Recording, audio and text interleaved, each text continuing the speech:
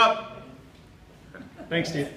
No, that's how you command her. We started out looking at what's unique to Madison, and we all sort of agreed that in a community with resources and wealth that we have, how do we have the worst racial disparity in the country? And we realized that even though there are so many solutions out there, we have not created a holistic, mutually reinforcing, systematic solution or change paradigm where we all work together. Part of the problem, we think we have an idyllic self-image propagated by all of the best of. So if you, of course, are white in our community, you live in one of the 5 best places in the country or world. But if you're a person of color, that is one of the worst places to live.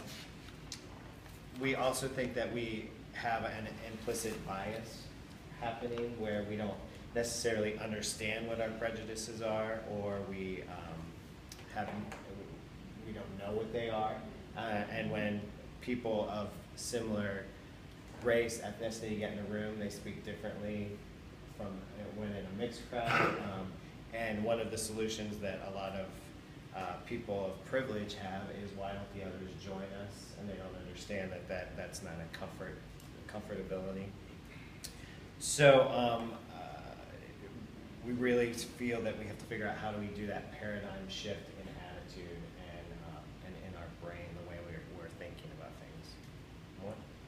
Just that the idyllic self-image has slowed our response as a community and presented the phenomenon of denial before we got to where we are now. And there's still a lot of that. Thank you.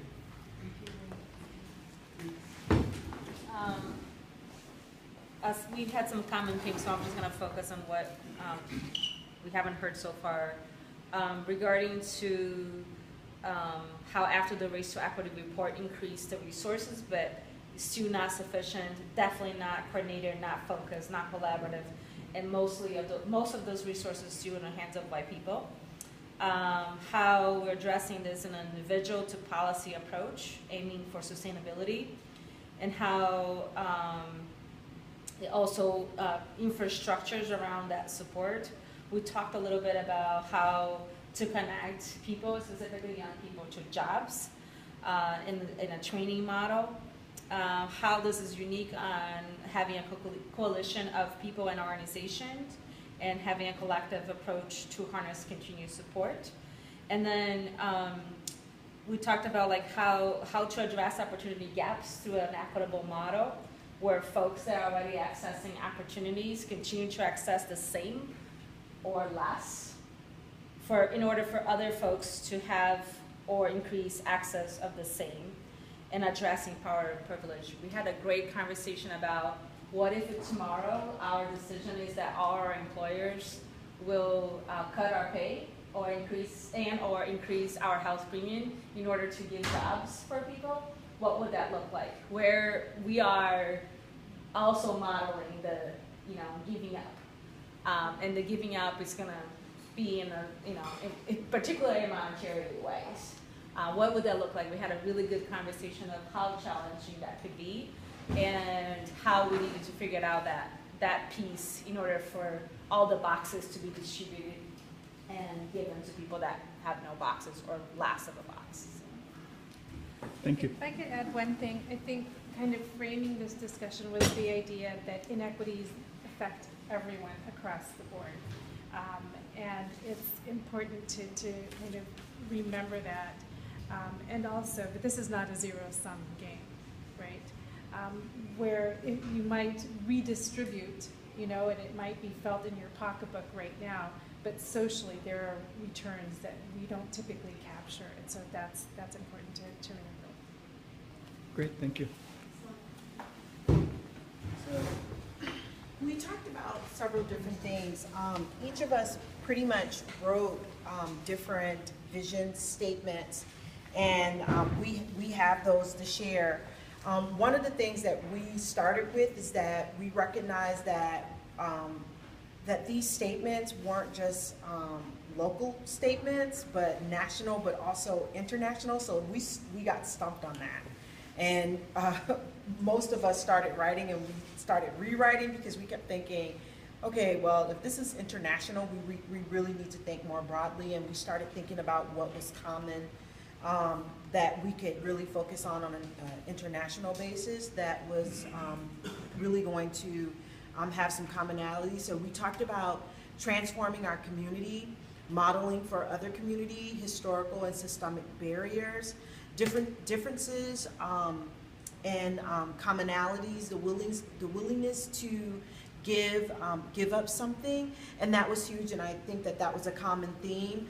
But what was the willingness to give up something worldwide? And we talked about luxuries versus destitute and poverty, because we recognize that poverty in America is still different from poverty in other countries.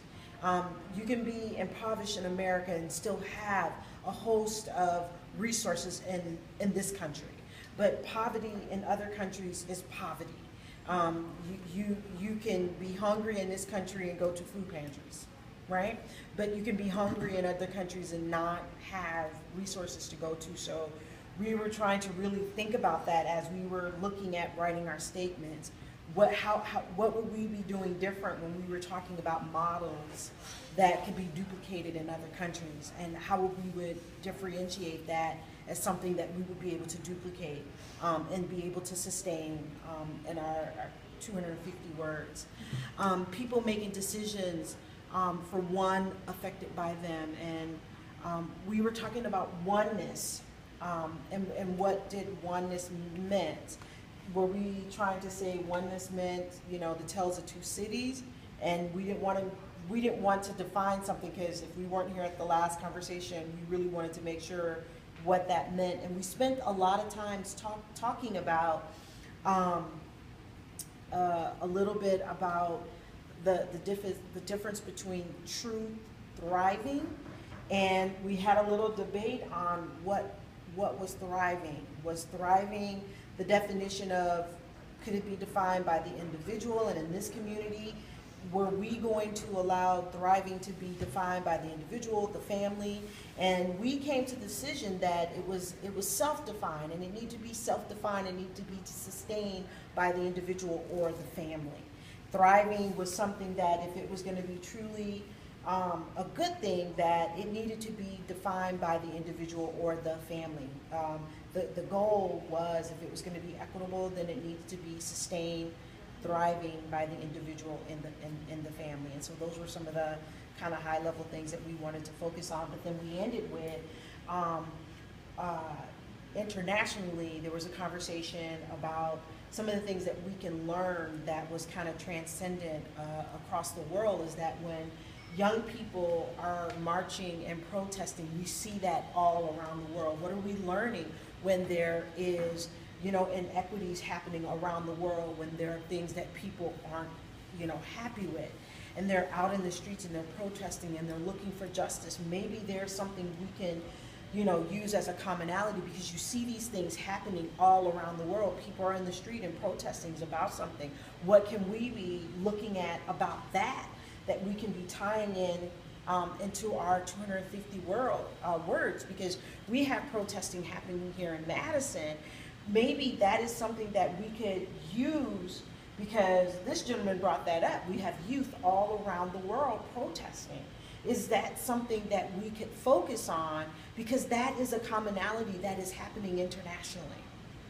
And so can we tie into the wisdom of that, right? And that's what I will end with. Great, thanks. One thing, another thing that we talked about was this idea that if people are to give something up, Yeah. how can you move them into a place of wanting to do that? Because we talked about how no matter where you're at in the privilege or poverty, you know, scale, giving up any little thing feels like a big loss. And we were talking about the need for a vision that is really transformational and not Yes. so just procedural, because there's a tendency, especially in such an academic town, to say, well, okay, the solution to this problem is to create a new program and to study it and to do papers, you know, and it's almost like this prescription. And there's what's lacking is this sense of like moving from the heart, and that this belief in something much bigger. And then so we were sort of talking about like what would be a vision for Madison that would kind of tap into people at that level. Yeah. Thank you. Open it up to just questions and comments.